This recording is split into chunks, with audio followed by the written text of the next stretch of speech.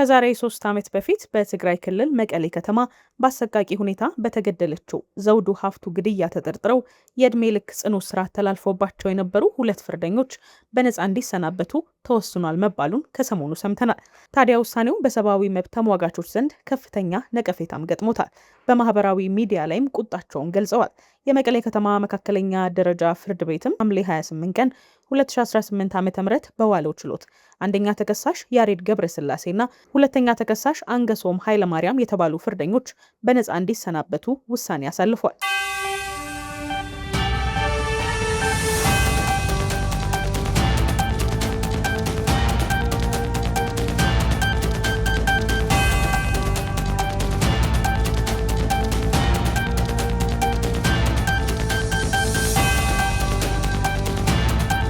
ታዲያ እዚህ ብይን ላይ የተደረሰው በፍርድ ቤት በማስረጃነት ቀርቦ የነበረ ዲጂታል ማስረጃ ከመዝገብ ቤት ጠፍቷል መባሉን ተከትሎ መሆኑን የዘውዱ ቤተሰቦች ለቢቢሲ ገልጸዋል። ይህ ወሳኝ ዲጂታል ማስረጃ ከዘውዱ ሀፍቱ ስልክ ጋር የተያያዘ እንደሆነም ተገልጿል። በአክሱም ዩኒቨርሲቲ የሕግ መምህርና የዘውዱን ግድያ በተመለከተ የነበረውን የፍርድ ሂደት በቅርብ ሲከታተል የነበረው ኪሮስ ኃይለስላሴ ማስረጃ ከመዝገብ ቤት ጠፍቷል የሚለው በስፋት ቢሰራጭም ከፍርድ ቤት ያገኘነው መረጃ ግን ከዚህ የተለየ መሆኑን ለቢቢሲ አስረድቷል። የመቀሌ ከተማ ነዋሪ የነበረችው ዘውዱ ነሐሴ 13 ቀን 2015 ዓ.ም የአሸንዳ በዓል እንዲሁም የጓደኛዋን ልደት ለማክበር በወጣችበት በከተማዋ አዲ ሀውሲ ተብሎ በሚጠራው አካባቢ ምሽት ላይ ተገድላለች። የመቀሌ ከተማ መካከለኛ ፍርድ ቤት ሐምሌ 4 ቀን 2017 ዓ.ም በዋለው ችሎትም ታዲያ ግድያውን ፈጽመዋል በተባሉ 2 ተጠርጣሪዎች ላይ የዕድሜ ልክ ጽኑ እስራት ወስኖም ነበር። የዘውዱ ግድያና የፍርድ ሂደቱ ከፍተኛ ትኩረት ስቦም እንደነበር እናስታውሳለን። ታዲያ ጉዳዩን አነጋጋሪ ካደረጉት ነገሮች መካከል አንደኛው ተከሳሽ ያሬድ ገብረስላሴ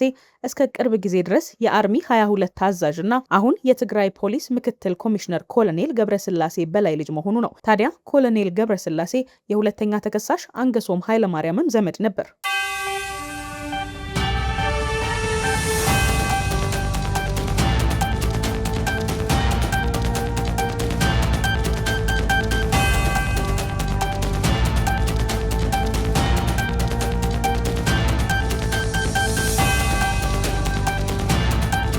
ታዲያ በዚህ ጊዜ የችሎት ውሎችም የተረበሸባቸው ጊዜያት ነበሩ። በፍርድ ሂደት ወቅት ዳኞች ላይ ጫና እየተደረገ እንደሆነ ሲገለጽ የነበረ ሲሆን ዳኞች በአንድ ወቅት ላይ ስራቸውን ለማቋረጥ እንደተገደዱ ማስታወቃቸው አይዘነጋም። ከመጀመሪያው ውሳኔ በኋላ ፍርደኞቹ ባለፈው ዓመት ላይ ለጠቅላይ ፍርድ ቤት ይግባኝ አቅርበዋል። ፍርድ ቤቱም ይግባኝ አያስጠይቅም ብሎ የመካከለኛው ፍርድ ቤት ውሳኔም እንዲጸና አዟል። ፍርደኞቹ ከዚህ በመቀጠል ለጠቅላይ ፍርድ ቤት ሰበር ሰሚ ችሎት ይግባኝ ማለታቸውን ሰበር ሰሚ ችሎትም ጉዳዩን አምኖ ውሳኔ ወደ ሰጠው ፍርድ ቤት መልሶ ማስረጃ እንዲጣራም ትዕዛዝ ሰጥቶ ነበር። ሰበር ሰሚ ችሎት በብሔራዊ መረጃና ደህንነት አገልግሎት ኦሪጂናል ማስረጃው ቀርቦ እንዲጣራ እንዳዘዘም ይገለጻል። ዋነኛው ወይንም ኦሪጂናል ዲጂታል ማስረጃ በፌዴራል መስሪያ ቤት እንዲቀርብ ከዚያም እንዲጣራ እንዲሁም ባለሙያ ቀርቦ ሙያዊ ማብራሪያ እንዲሰጥም ትዕዛዝ ተላልፏል።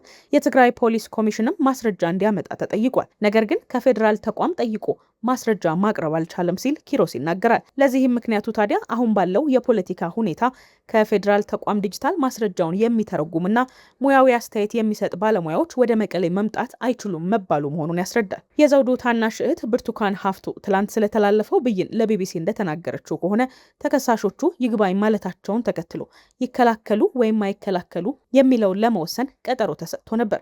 ታዲያ በትላንቱ የፍርድ ቤት ቀጠሮ ስለ ሞባይሉ የሚያስረዳ ፖሊስ ኮሚሽን ይምጣ ተብሎ ነበር ያለችው ብርቱካን ጭራሽ የሚያስጠረጥር ነገር የለም ተብሎ በነፃ እንዲወጡ ወስነዋል ስትል የተሰጠውን ትዕዛዝ ታስረዳለች። ኪሮስ እንደሚለው ከሆነ የተከሳሾቹ ጠበቃ ባለው ማስረጃ ጉዳዩ እንዲታይ ተከራክሯል። ፖሊስና አቃቤ ሕግ ማጣራት ካልቻሉ ባለው ማስረጃ ጉዳዩ ይታይ ብለው ተከራከሩ። አቃቤ ሕግ ታዲያ ማስረጃ መቅረብ አለበት፣ ማጣራቱ መቀጠል አለበት ብሎ በይበልጥ መከራከር ነበረበት።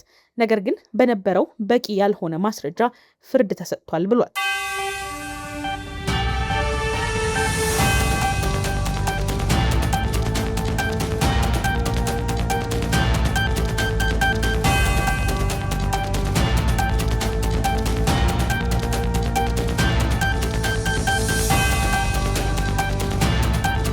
የትግራይ ክልል ፖሊስ ኮሚሽን ከፌዴራል መስሪያ ቤት ኦሪጂናል ማስረጃ እንዲያመጣ ቢታዘዝም አለማምጣቱም ይገለጻል። ፍትህ ለማስፈን የተቻለውን ያህል ጥረት ሳይደረግ አምና እንዲቀጡ ያደረጋቸውን ማስረጃ ብቻ በማየት ተቃራኒ ውሳኔ ላይ ተደረሰ። ተጨማሪ ማስረጃ አልቀረበም ይላል ኪሮስ እንደሚያስረዳው ከሆነ የትላንቱ ውሳኔ ያስተላለፉት ሁለት ዳኞች ተከሳሾቹ ምንም መከላከል ሳይጠበቅባቸው ነፃ እንዲሆኑ ሲወስን፣ አንደኛው ዳኛ የቀረበውን ማስረጃ መከላከል አለባቸው ያስጠረጥራቸዋል የሚል ተቃውሞ አስመዝግቦ ውሳኔው ተላልፏል። ብርቱካን እንደምትለው ታዲያ ከብሔራዊ መረጃና ደህንነት አገልግሎት ኦሪጂናል ማስረጃ እንዲቀርብ ቢታዘዝም አሁን ባለው ሁኔታ መሰረት ከአዲስ አበባ ወደዚህ መምጣት አይችሉም በመባሉ ፍርድ ቤቱ የመቀሌ ፖሊስ ኮሚሽን ቀርቦ ጉዳዩን እንዲያስረዳ አድርጎታል። አምና በነበረው ሂደት ታዲያ የዘውዱ ስልክ ወደ አዲስ አበባ ተልኮ በተደረገው ምርመራ ኮዱ ወጥቶ ከሷ በኋላ የማን ሲም ካርድ እንደገባ ከነቁጥሩና ፎቶ ወጥቷል ስትል ታስታውሳለች። ዘውዱ ስልኩን እስከ ነሐሴ 13 2015 ዓ.ም ይዛው እንደነበርና ከዚህ በኋላ ግን ተጠርጣሪዎቹ ይዘውት እንደነበር መገለጹንም ለቢቢሲ ተናግራለች። በትላንቱ የፍርድ ቤት ውሎ ሞባይሉ ካቀረባችሁት ማስረጃ ጋር ኮዱ አይገናኝም እንደተባለና የመቀሌ የፖሊስ ኮሚሽን ከኔ በኋላ ተቀይሮ ሊሆን ይችላል ሲሉ ምላሽ መስጠታቸው ትገልጻለች። የወንጀለኞችን በነፃ መፈታት በማስመልከት ሁለተኛ ሞት ነው የሆነብን ሲሉም ቤተሰቦቿ ተናግረዋል። ኪሮስ ዲጂታል ማስረጃ የተባለው ሲም ካርዱ ያለው ኮድና ከዚህ በፊት የዘውዱ ስልክ ነው ተብሎ እንደ ማስረጃ የቀረበው የሚምታታ ስለሆነ ለማረጋገጥ የፌዴራል ተቋም ማስረጃም የባለሙያ ምስክርነትም እንዲያቀርብ መባሉ ይጠቅሳል። አክሎም ይሄ ሳይሆን አምና በቀረበው ማስረጃ ተጠርጣሪዎቹ ወንጀለኛ ተብለው ጽኑ እስራት ተፈርዶባቸው አሁን ግን መከላከያ አያስቀርብም ብለው በነፃ ተለቀዋል በማለት ያስረዳሉ።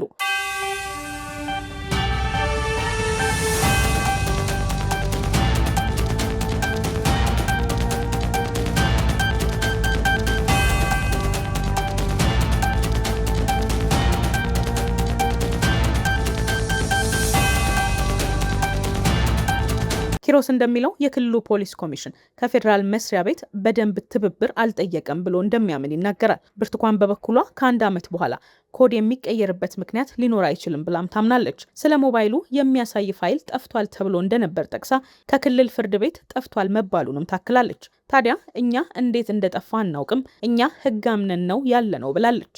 ኪሮስ እንደሚለው ተጠርጣሪዎቹ ሲም ካርዱን ሀፍቱ ከመሞቷ ከወራት በፊት ከገበያ ነው የገዛ ነው ብለውም ተከራክረዋል። እንደ ሕግ ባለሙያ ከባድ ጥያቄ የሚያስነሳው ተጨማሪ ማስረጃ ሳይመጣና ሳይጣራ እንዲሁም ባለሙያ ሳይመጣ በተመሳሳይ ማስረጃ የተለየ ውሳኔ መተላለፍ መሆኑንም ያስረዳሉ። ተጠርጣሪዎቹን ነፃ ለማውጣት ካልሆነ ለምን ይደገማል? አምና ውሳኔ ተሰጥቶበታል፣ ለምን ይደገማል?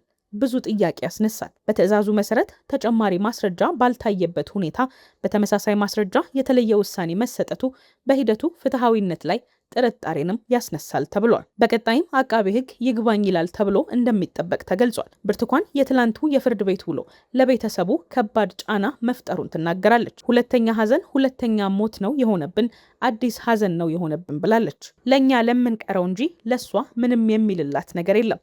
እኛ እዚህ ለምንቀረው ግን ትንሽ የአይምሮ እረፍት አግኝተን ነበር ስትልም በሐዘን በተዋጠ ድምጿ ቤተሰቡ ያለበትን ስሜት ለቢቢሲ መግለጿ ተዘግቧል። አሁን ተመልሶ ነፃ ሲባሉ ቤተሰቡ ሁለተኛ ሐዘን ነው የዋለው። በጣም ነው የሚያስጠላው።